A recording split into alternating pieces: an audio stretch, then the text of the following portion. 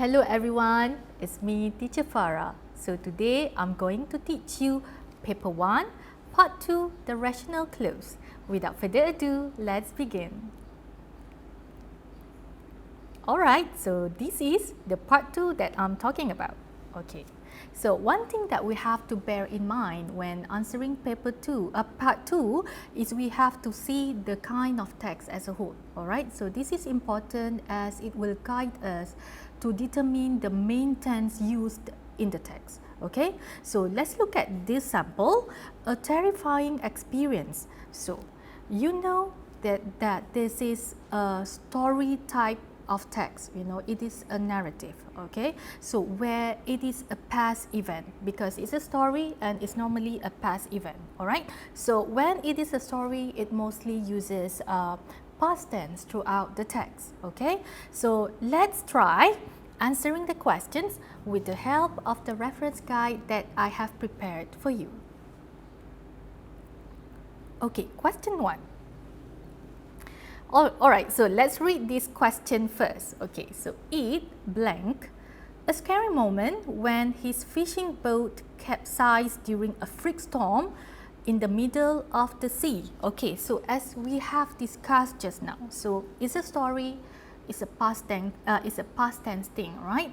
So we can actually cancel out the present tense answers, which are A, is, and B, are, because they are in present tense. Okay, so we are only left with two other options, which are C and D, was and were. Okay, so how do we actually decide on the answer?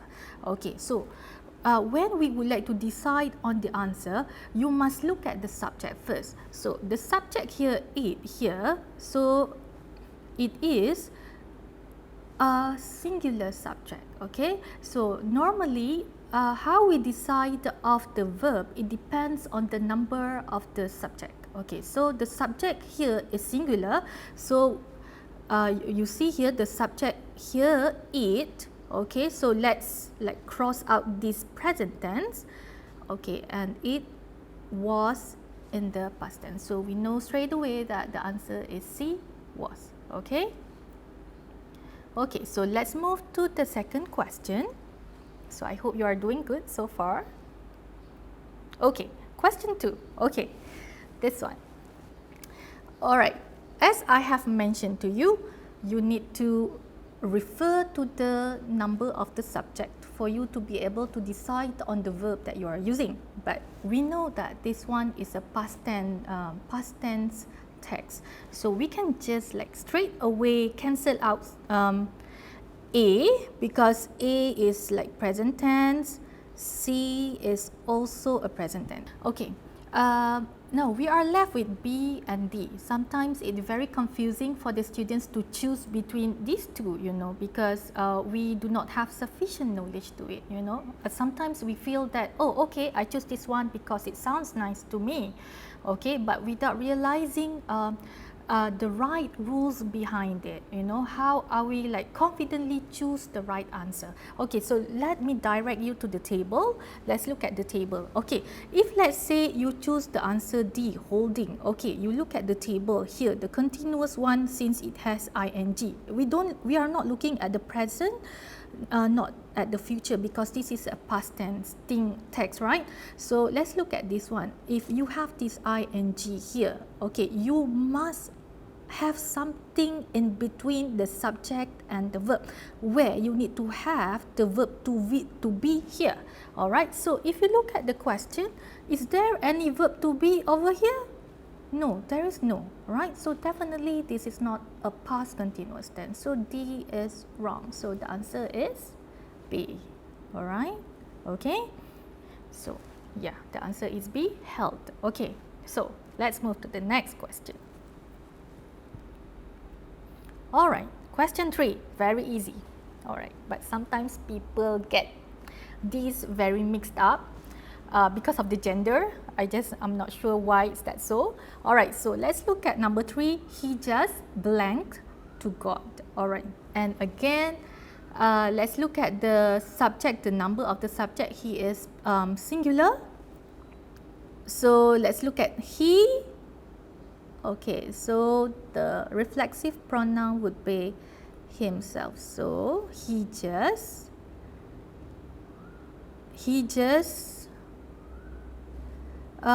himself to God. Okay, so yeah, that actually something is missing over here. Alright, okay. Okay, the answer is himself, alright? Okay. Okay, let's move to question 4.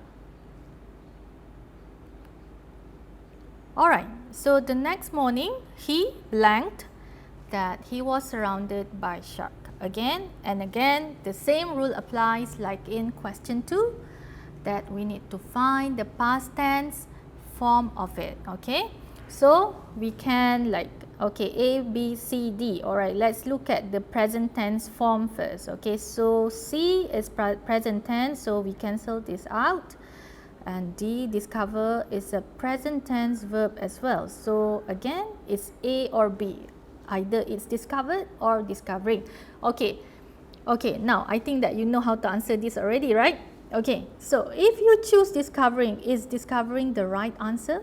Okay, as the rule mentioned before, it has been mentioned that if you like to add ing, there must be a verb to be in the middle, which you need to have like a was, were, is or are. Then the verb you can add ing. But now because there is none, you know, there is nothing over here. So we know discovering is wrong and the answer should be discovered. Okay? Okay, let's move to question 5. Alright, so do you know what this question is about?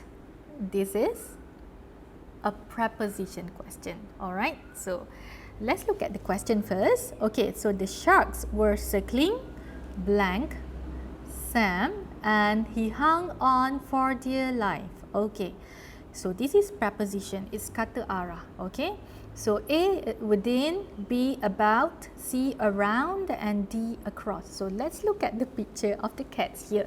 Alright, so we know that when sharks, they are after the food, okay, whether they will just go and get the food or maybe they will just to make you fear by circling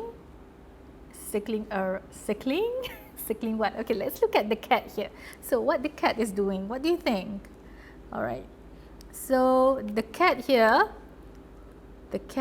is circling around the box. So what do you think the sharks were doing? The sharks were circling Sam and he hung on for dear life. Alright, I think that's it for part 1. With the reference guide that I have provided you with, I hope that I have made this part easier for you to answer. So if you wish to know more on the answers on the remaining questions, stay tuned for the second part.